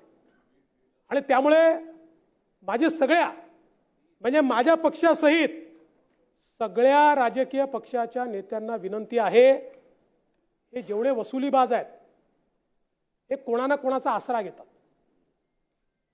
आपण जर आसरा देणं बंद केलं तर महाराष्ट्राची गती दुपटीने वाढू शकते। आणि मी आज एवढं आपल्याला सांगतो की या संदर्भात आमची भूमिका 0 टॉलरन्सची राहणार आहे। जो असेल त्याच्यावर कारवाई तर होईलच, पण जो कठोरात कठोर कायदा आहे त्या कायद्यात आम्ही कारवाई करणार, 100% करणार। म्हणून अध्यक्ष महोदय, आज या ठिकाणी मोठ्या प्रमाणात आपला महाराष्ट्र पुढे चाललेला आहे। आज आपण पाहू शकतो की गेल्या 2.5 वर्षामध्ये आपण महाराष्ट्रामध्ये 167 प्रकल्पांना सुधारित प्रशासकीय मान्यता दिली, ज्यातनं 25.21 लक्ष हेक्टर एवढी जमीन सिंचनाखाली येणार आहे। हा देखील एक रेकॉर्ड आहे। आणि याच्यामध्ये एकाच भागाचे नाही आहेत, कोकणाचे 20 प्रकल्प आहेत, कृष्णा खोऱ्याचे 15 प्रकल्प आहेत, गोदावरी मराठवाडा सिंचनचे 38 प्रकल्प आहेत, तापीचे 13 प्रकल्प आहेत, विदर्भ सिंचनचे 81 प्रकल्प आहेत। आणि मोठ्या प्रमाणात या ठिकाणी ही कामं होणार आहेत। आणि सगळ्यात महत्त्वाचं, या महाराष्ट्राला दुष्काळमुक्त करण्याचा आमचा संकल्प आहे।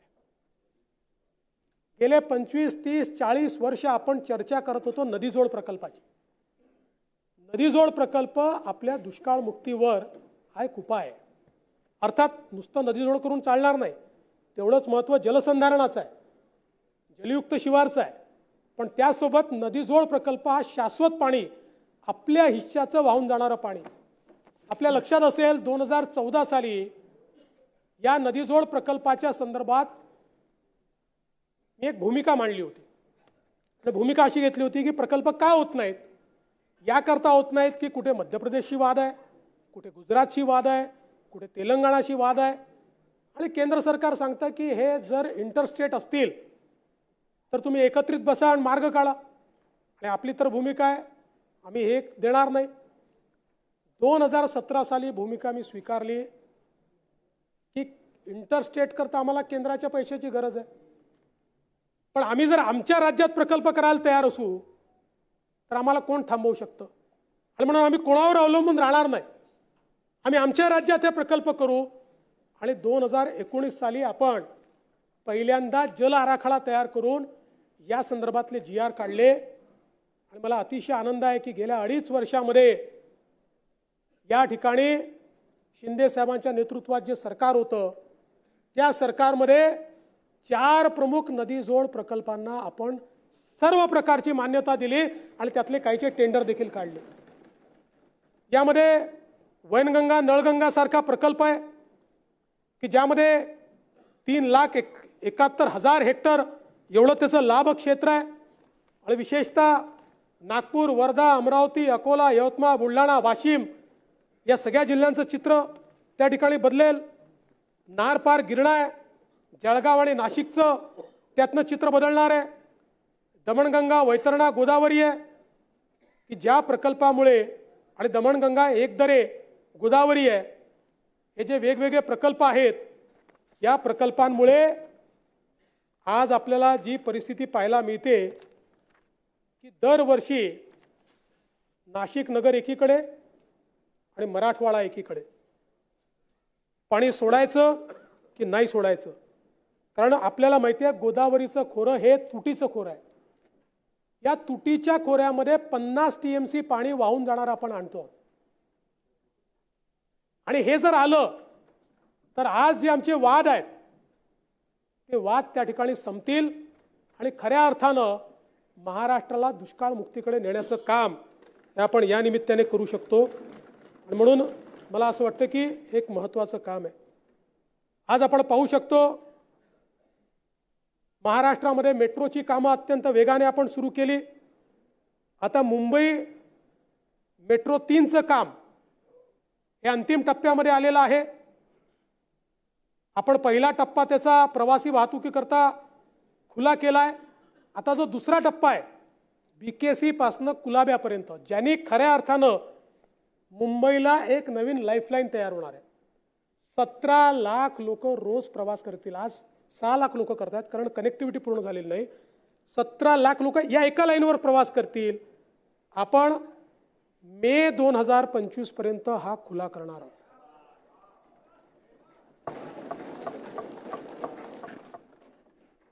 आणि या ठिकाणी जवळपास 374 किलोमीटरचं मेट्रोचं जाळं हे MMR रिजनमध्ये तयार करण्याचा निर्णय आपण घेतला. यापैकी 70 किलोमीटरचं काम आपलं कार्यान्वित झालं. आता 20 किलोमीटरचं अजून होईल.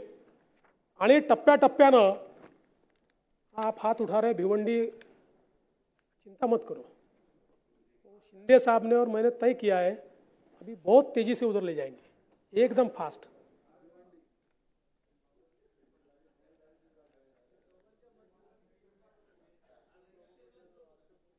त्यांनी हात वर केला होता रईसने.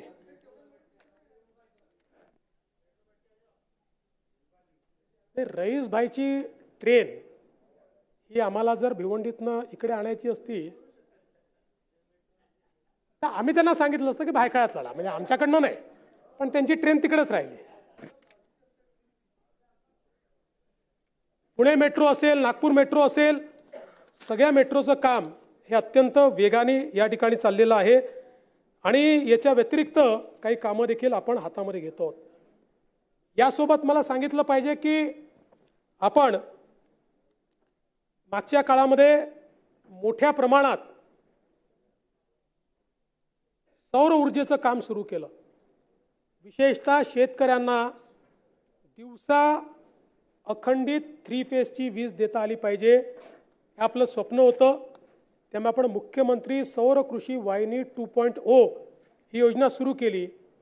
या योजनेच्या अंतर्गत आपण या ठिकाणी MSCB solar agro power limited, देशातली पहिली केवळ शेतकऱ्यांना वीज देणारी कंपनी आपण स्थापन केली. या कंपनीच्या अंतर्गत 16,000 मेगावॅट विजेचे प्रकल्प आपण सुरू केले. हा देशातला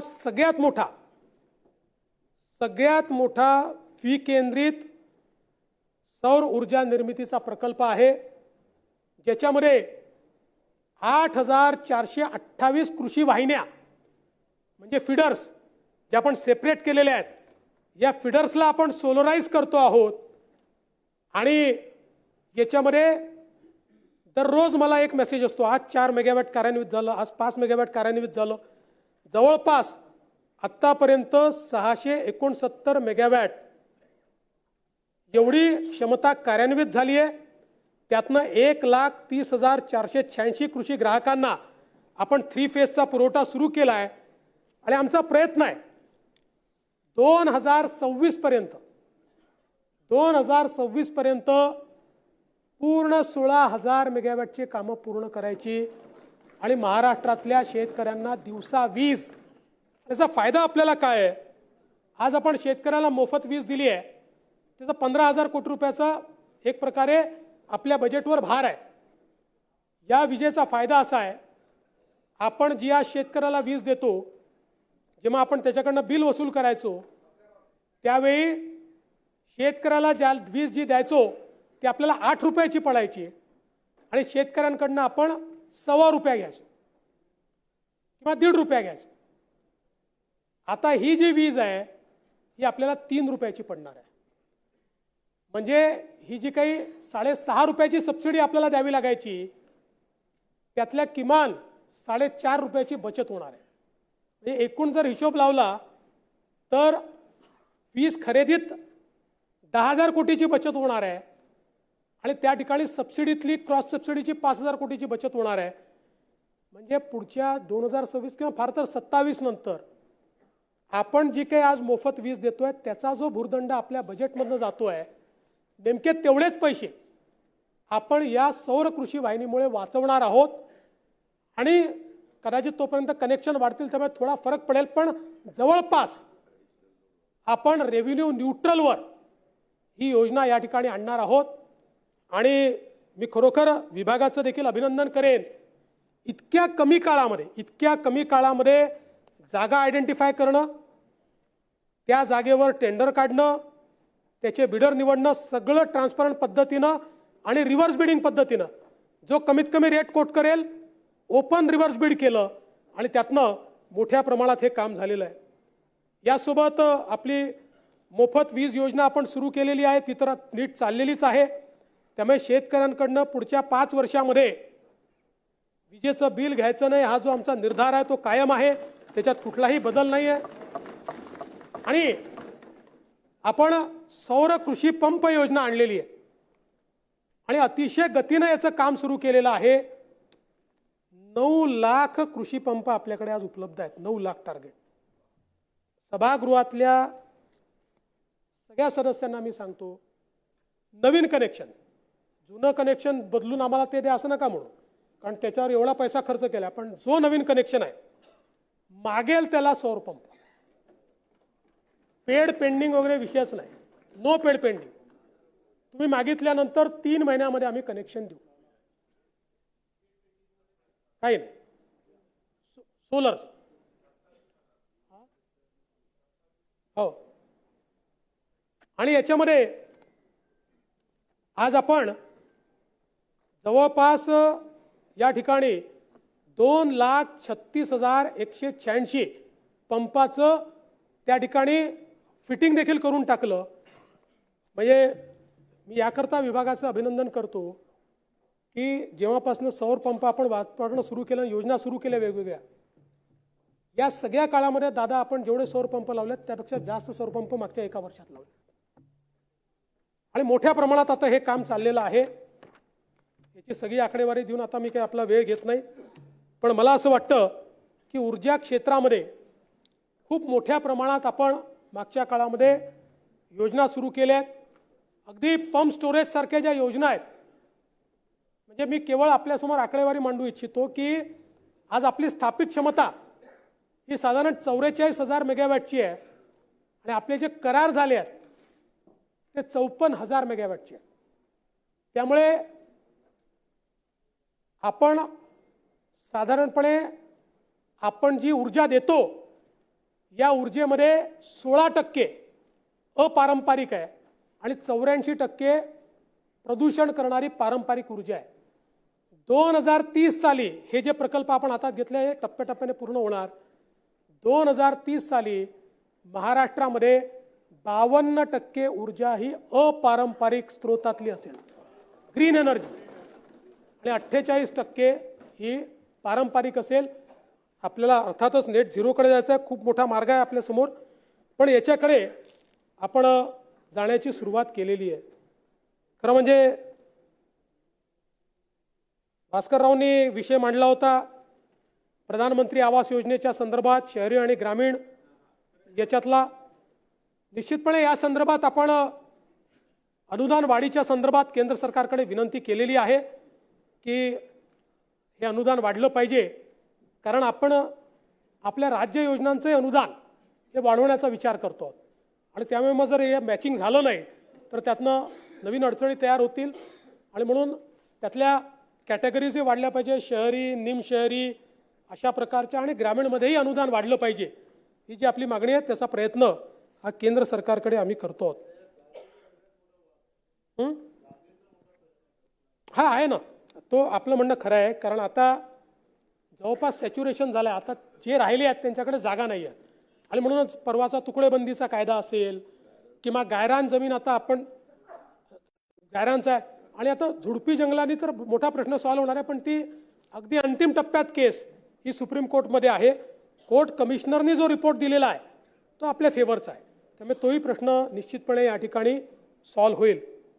आज सोयाबीनच्या संदर्भात या ठिकाणी मोठ्या प्रमाणात आपण खरेदी सुरू केली आणि जवळपास 417 केंद्र नाफेडचे, 169 केंद्र NCCFचे, असे आपण 586 केंद्र हे या ठिकाणी सुरू केलेले आहेत। आणि जी मागणी सातत्याने होत होती की उत्पादकता वाढवून द्या, तोही निर्णय आपण घेतला। उदाहरणादाखल बीड जिल्ह्यासाठी प्रति हेक्टरी 9.5 क्विंटल एवढी उत्पादकता पकडली होती, ती आता 21.50 क्विंटल एवढी केली आहे।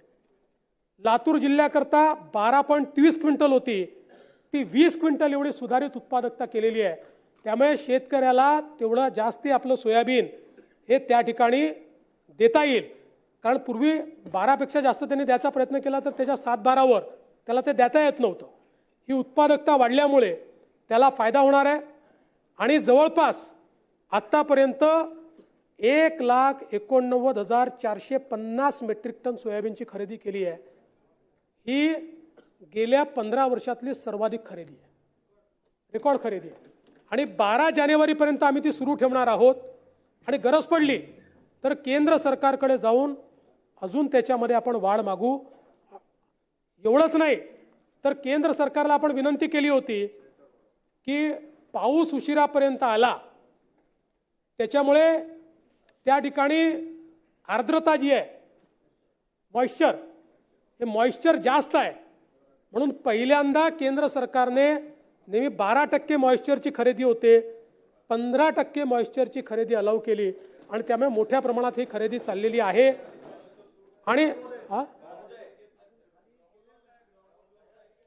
जिथे गेलं नसेल, माझी विनंती आहे, जिथे गेलं नसेल त्या आमदारांनी आम्हाला पॉइंट आउट करून द्यावं, तिथे कडक शब्दात सांगण्यात येईल आणि केंद्र सरकारला सांगून त्या खरेदी केंद्रावरच कारवाई केली जाईल। आणि नंतर असं मध्ये मध्ये बोलता येत नाही। आणि एवढंच नाही तर आता एक प्रयत्न आमचा असा आहे की यावेळी पणन आणि कृषी विभागाला टार्गेट देऊन आपल्याला दरवेळेस खरेदी केंद्र उघडा, मग ते उघडले नाही मग उघडले तर उशिरा उघडले. यामध्ये मध्य प्रदेशने चांगली व्यवस्था केली. स्मूथ खरेदी होण्याच्या संदर्भात खरेदी तर दरवर्षी करायचीच आहे आणि म्हणून या संदर्भात आम्ही प्रयत्न करतो की आपली खरेदीची पद्धत ही अधिक सुलभ कशी करता येईल. आणि अनेक वेळा म्हणजे आपण प्रयत्न करून आपल्या FPOsला खरेदीची परवानगी दिली, पण काही ठिकाणी FPO बदमाशी करायला लागले.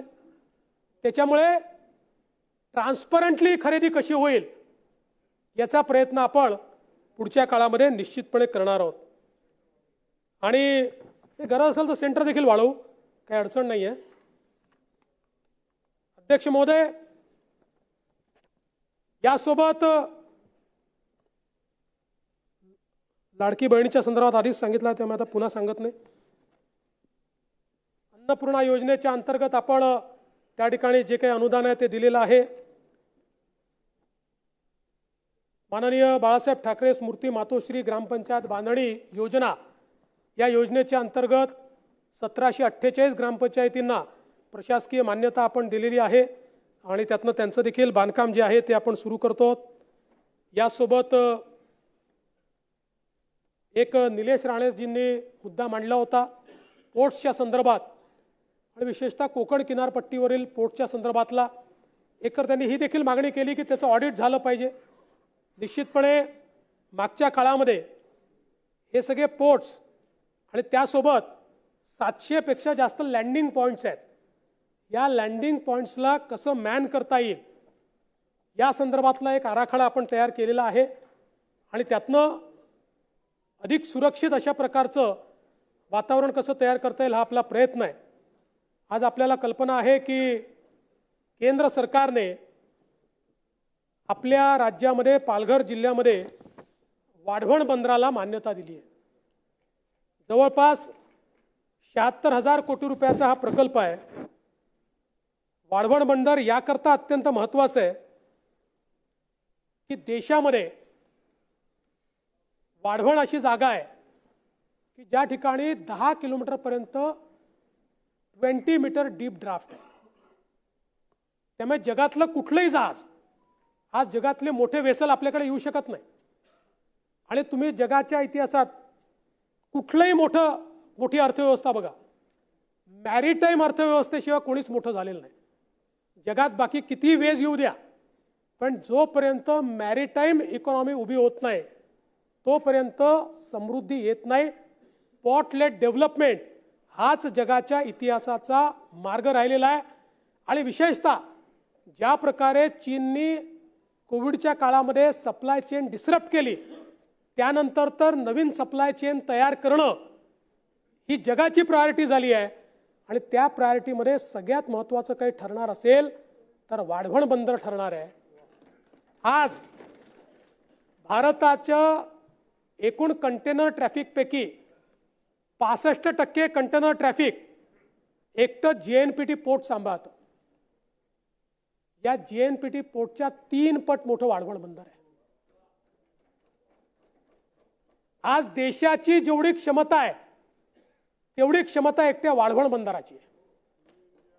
आणि त्यामुळे हे एक बंदर, आणि मी देशाचे प्रधानमंत्री माननीय मोदीजी, जवळपास 30-35 वर्ष ते होत नव्हतं, त्यात अनेक अडचणी होत्या. ज्यावेळी मी मुख्यमंत्री झालो त्यावेळेस आम्ही त्या अडचणी समजून घेतल्या. त्यातली मुख्य अडचण ही राईट ऑफ वेची होती, कारण डहाणू नॅचरल एरियातनं तो राईट ऑफ वे होता, त्यामुळे सुप्रीम कोर्ट परवानगी देत नव्हतं.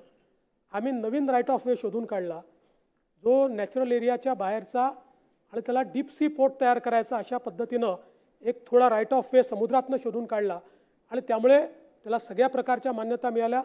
त्याचं काम आता मोठ्या प्रमाणात सुरू होतं आहे. आणि हा JNPT आणि महाराष्ट्र सरकार यांचा संयुक्त उपक्रम आहे. आपण 2018 साली एक याची कंपनी तयार केली. त्या कंपनीमध्ये 74% JNPT पोर्ट आणि 26% आपलं मुंबई आपलं काय म्हणतात आपलं मॅरिटाईम बोर्ड अशी आपली कंपनी आहे. मी माननीय या भूमिपूजनाच्या वेळी माननीय देशाचे प्रधानमंत्री मोदीजींना विनंती केली होती की इतका मोठा पोर्ट आपण करतोय, जगाच्या पाठीवरचे सगळे मोठे एअरपोर्ट हे पोर्ट रिक्लेमेशनचे पोर्ट आहेत आणि त्यामुळे मुंबईचा तिसरा एअरपोर्ट जर तिकडे केला, तुम्ही केली होती, पण मी त्याला नवीन पर्याय दिला की याला रिक्लेमेशननी एअरपोर्ट करा, म्हणजे मग जागेचा प्रॉब्लेम जो त्या भागात जंगल खूप असल्यामुळे ती मिळत नाही, त्यामुळे तुम्ही रिक्लेमेशननी या ठिकाणी एक पोर्ट तयार करा, जेणेकरून एक मुंबई आहे, दुसरी नवी मुंबई आहे, तिसरी मुंबई आपण तयार करतोय आता, जे आपला जो अटल सेतू आहे त्याच्या बाजूला चौथी मुंबई ही वसई विरारपासनं तर पालघरचा सगळा जो भाग आहे या भागामध्ये तयार होणार आहे. आणि म्हणून त्या ठिकाणी आपण थोडं अधिकचं रेक्लेमेशन केलं तर आपल्याला जगातला एक चांगला एअरपोर्ट बनवता येईल. माननीय पंतप्रधान मोदयांनी ती मागणी मान्य केली आणि मुंबईचा तिसरा एअरपोर्ट हा त्या ठिकाणी आता तयार होणार आहे. त्यामुळे मुंबईच्या नाही, महाराष्ट्राच्या विकासामध्ये गेले 30 वर्ष we are number 1 because of JNPT port. पुढचे 25 वर्ष we will be number 1 because of Vadhavan port. आणि केवळ महाराष्ट्रच नाही तर देशाच्या अर्थव्यवस्थेला मोठी ताकद हे वाढवण बंदर देईल. याच्या व्यतिरिक्त आपल्याला कल्पना आहे की सातपाटीजवळ मुरबे या ठिकाणी देखील 4259 कोटी रुपये गुंतवणुकीचं एक अजून बंदर आपण त्या ठिकाणी तयार करतोय. JSW ते तयार करते.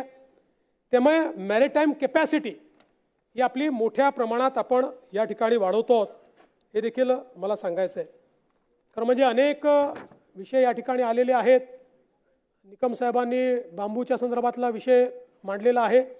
मला सांगितलं पाहिजे की सन्माननीय शिंदे साहेबांनी एक चांगलं बांबू मिशन सुरू केलं आणि आमचे पाशा पटेल यांना त्याचं काम दिलं आणि आपण योजना सुरू केली की शेतकऱ्यांना 2 हेक्टर करता आपण 1200 टिश्यू कल्चर बांबू रोपं आणि त्याच्या संरक्षण आणि देखभाली करता 175 रुपये प्रतिरोप इतके अनुदान 3 वर्षात देण्याची तरतूद आपण या ठिकाणी केलेली आहे.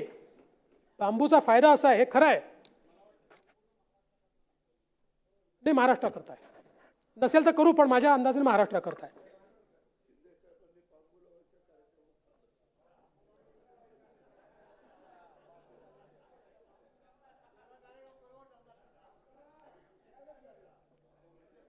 आणि असा बांबू लावला की जो परमनंट आहे.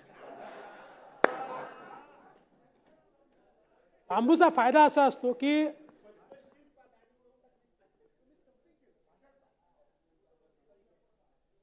बांबूचा फायदा असा आहे, जरी आपल्याला माहिती आहे की बांबूला लागवडीनंतर 3-3.5 वर्ष लागतात, पण त्यानंतर तो सातत्याने शेतकऱ्याला पैसे देत राहतो, कारण ते गवत आहे, इट इज अ ग्रास, ते उगवतच जातं. आणि आता तर इंडस्ट्रियल ग्रेड बांबू आलाय. जगामध्ये लोकांनी कन्स्ट्रक्शनमध्ये बांबू वापरणं सुरू केलेलं आहे, सगळ्या गोष्टींमध्ये.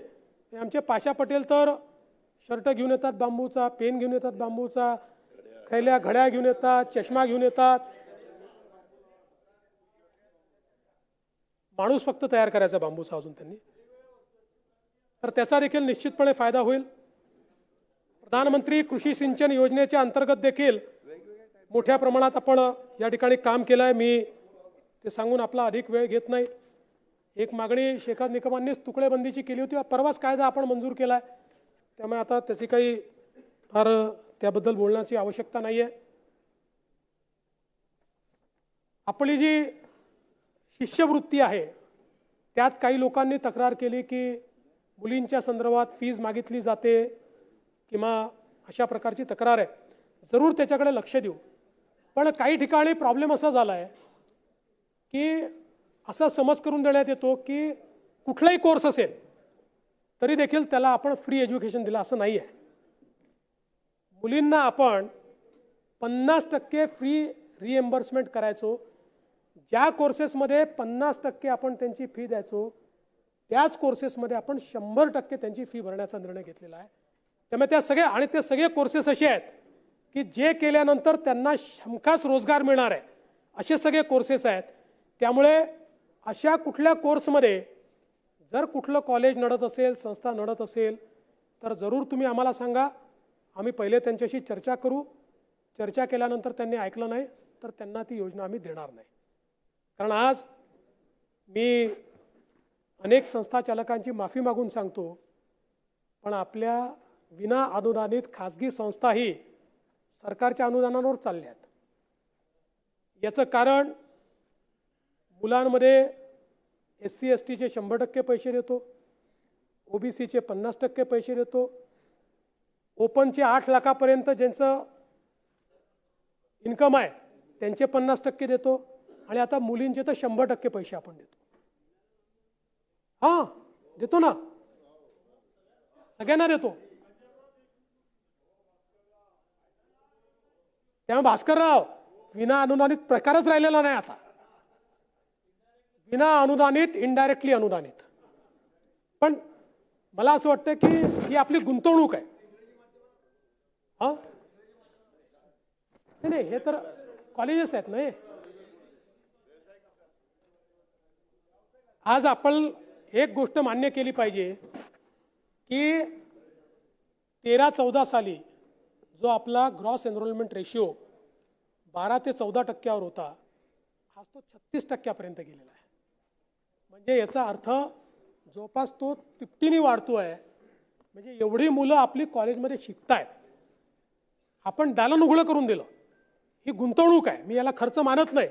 याचा निश्चितपणे मोठ्या प्रमाणात आपल्याला फायदा होईल याबद्दल माझ्या मनामध्ये शंका नाही. या ठिकाणी वस्त्रोद्योगाबद्दल काही उल्लेख नाही असं सांगण्यात आलं. खरं म्हणजे किती योजना आहेत या तुमच्याकडे मी पाठवून देईल. सगळ्या योजना सांगून मी आपला वेळ या ठिकाणी घेऊ इच्छित नाही. त्यानंतर एक महत्त्वाची गोष्ट आहे की मुंबईकरता कलेक्टर लँडवर ज्या सोसायट्या आहेत त्या ब मधनं अ वर्गामध्ये आणण्याकरता, वर्ग 1 मध्ये करण्याकरता दिलेली मुदत ही संपलेली आहे. त्यामुळे त्याला 1 वर्षाकरता मुदतवाढ देण्यात येते.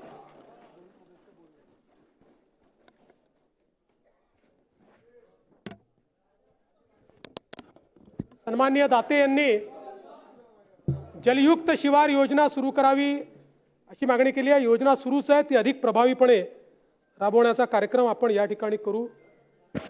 त्याचप्रमाणे प्रवीण दटकेंनी पानपिंपरीला शेतीचा दर्जा द्या म्हणून सांगितलं.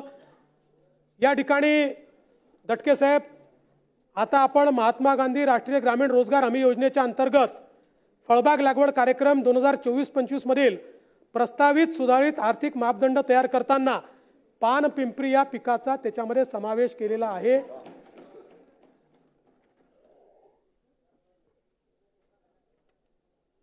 सीमाताई हिरेंनी या ठिकाणी नाशिक IT पार्कच्या संदर्भातली मागणी केली आहे. नाशिक महानगरपालिका हद्दीतील आळगाव शिवारात 335 एकर जागेत IT पार्क प्रस्तावित होता. IT पार्क लगत पब्लिक अम्युनिटीचे 40,000 चौरस मीटर क्षेत्र हे मनपाच्या ताब्यात आलेले आहे. IT पार्कचं सुयोग्य नियोजन करण्यासाठी वास्तुविशारदाची नेमणूक करण्याकामी त्या ठिकाणी सुरुवात झालेली आहे. त्यामुळे मी आता सगळं आपल्याला या ठिकाणी वाचून दाखवत नाही, पण निश्चितपणे नाशिकमध्ये अद्ययावत IT पार्क तयार करण्याची सुरुवात ही आपण या ठिकाणी केलेली आहे आणि पुढच्या काळात तो आपण निश्चितपणे करू. वाडवळ बंदर मी बोललेलो आहे. आपल्याला माहिती आहे नवीन आपण कायदे तयार केले, त्या कायद्यांमध्ये आता फॉरेन्सिक एव्हिडन्सला सगळ्यात जास्त महत्त्व आलेलं आहे. त्यामुळे गुन्हे स्थळावर जसं आपण पूर्वी सिनेमामध्ये पाहायचो, परदेशी सिनेमामध्ये गुन्हे स्थळावरती अशी व्हॅन जायची, त्यातनं व्हिडिओ कॅमेरे निघतात आणि मग ते तिथेच फॉरेन्सिक करतात. आता ते तिकडच्या पिक्चर पुरतं मर्यादित नाही, ते आपल्याकडे देखील होणार आहे.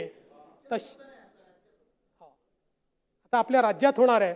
आणि तशा या जवळपास 254 मोबाईल फॉरेन्सिक व्हॅन या आपण त्या ठिकाणी तयार केलेल्या आहेत. याचं लॉन्चिंग देखील आपण करतो. आपण centre of excellence in digital forensic हे देखील तयार केलेलं आहे. आणि अनेक गोष्टी आहेत, कधीतरी मी आपल्या चर्चेच्या दरम्यान त्याचं उत्तर हे निश्चितपणे या ठिकाणी देईल. मला असं वाटतं की मागच्या काळामध्ये आपण जे अनाऊन्स केलं होतं कापूस आणि सोयाबीनला या ठिकाणी 5,000 रुपये देण्याचं, ते देखील जवळपास 67 लाख शेतकऱ्यांच्या खात्यामध्ये थेट ते पैसे देण्यात आलेले आहेत. पुणे शिरूर नगर संभाजीनगर राष्ट्रीय महामार्ग या संदर्भातला विषय आला. आपल्याला कल्पना आहे की या संदर्भात ग्रीनफील्ड मार्ग आपण तयार करतो आहोत. त्या संदर्भातली सुरुवात आपण केलेली आहे. आणि म्हणून अनेक विषय आहेत. काही लोकांचे विषय कदाचित या ठिकाणी मांडता आले नसतील वेळेच्या अभावी, पण मी त्यांना आश्वस्त करू इच्छितो की सगळे प्रश्न सोडवण्याकडे आमचा भर असेल. या सभागृहाला या निमित्ताने मी आश्वस्त करू इच्छितो की ही आपली सुरुवात आहे आणि येत्या काळामध्ये महाराष्ट्राला नव्या उंचीवर आपल्याला न्यायचं आहे. आणि या नव्या उंचीवर नेण्याकरता विरोधी पक्ष असो की सत्तारूढ पक्ष असो, सगळ्यांना एकत्रितपणे काम करावं लागेल. आणि म्हणून तुम्ही आमच्यावर जर टीका केली तर आम्ही रागवणार नाही, त्या टीकेला उत्तर देऊ. विनाकारण टीका केली तर जोरदार उत्तर देऊ. एक नरेटिव्ह केला तर थेट नरेटिव्हने उत्तर देऊ. बांबू लागवडीचा कार्यक्रम हातामध्ये घेऊ, पण तो जमिनीमध्ये लावू, जमिनीत लावू.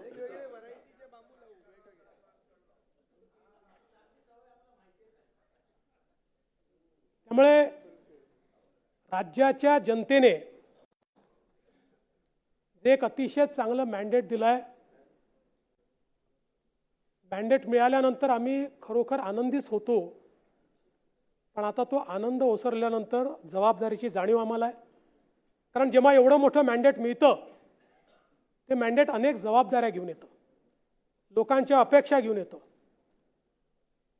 त्या अपेक्षा पूर्ण करणं ही आमची जबाबदारी आहे. आणि म्हणून जी काही आमची क्षमता आहे त्या क्षमतेचा पूर्ण वापर करू. अलीकडच्या काळामध्ये अनेक मीम्स चालतात. आमचं सरकार ज्यावेळेस तयार होत होतं त्यावेळी एक व्हिडिओ आला होता. त्या व्हिडिओत ती बाई असं म्हणते की काही प्रश्न नाही, तिन्ही भावांना मुख्यमंत्री करून टाका आणि 8-8 तासाची शिफ्ट देऊन टाका. हां, तशी आम्ही शिफ्ट वाटून घेतली आहे. तीच वाटून घेतली आहे. सकाळी 8 वाजेपासून 4 वाजेपर्यंत दादा, कारण 6 वाजता तयार असतात ते. 4 वाजेपासून 12 वाजेपर्यंत मी, आणि 12 ते 8 कोण राहू शकतं?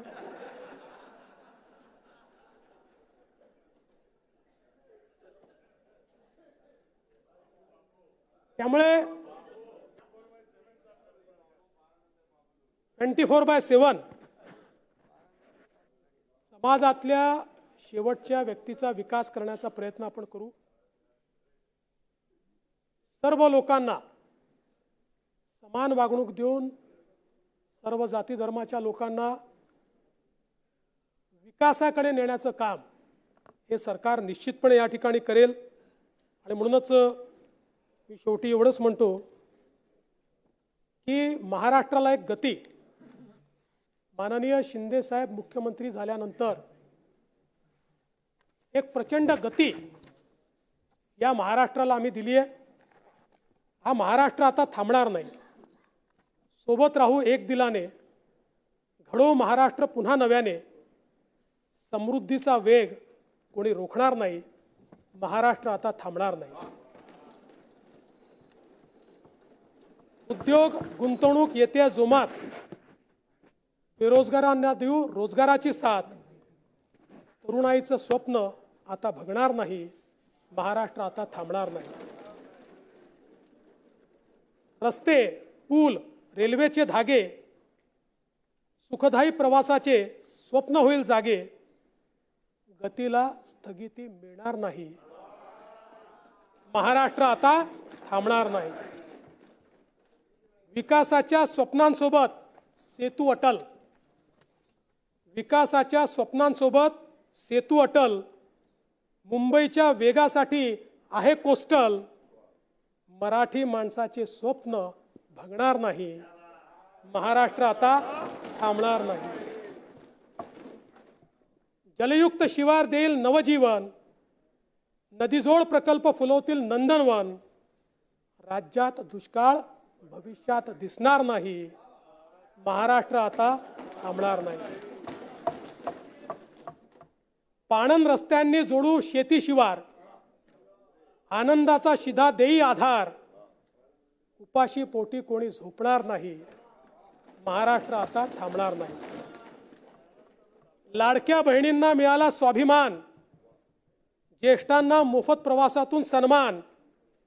लाडक्या लेकी दुःखी होणार नाही. महाराष्ट्र आता थांबणार नाही. तुमच्याकरता असेल विरोधकांचे कमी संख्याबळ, असेल विरोधकांचे कमी संख्याबळ. सारे टिकवून ठेवू लोकशाहीचे बळ.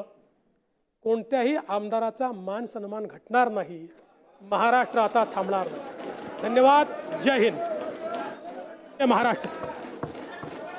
प्रश्न असा आहे की राज्यपालांनी केलेल्या अभिभाषणाबद्दल आम्ही या अधिवेशनाकरिता जमलेले महाराष्ट्र विधानसभेचे सदस्य त्यांचे मनपूर्वक आभार मानतो. अनुकूल असतील त्यांनी होय म्हणावे, प्रतिकूल असतील त्यांनी नाही म्हणावे. होयचे बहुमत आहे, होयचे बहुमत आहे. प्रस्ताव संमत झाला.